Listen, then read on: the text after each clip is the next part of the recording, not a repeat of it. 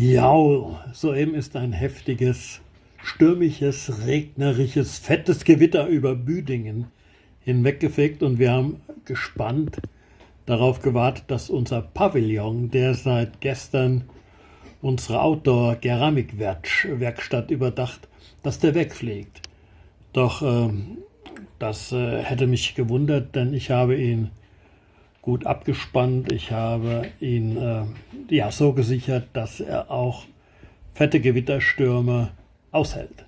Und das hat heute gleich hervorragend geklappt und es ist immer gut, wenn man gleich den passenden Test bekommt bei dem Equipment, was man so verwendet.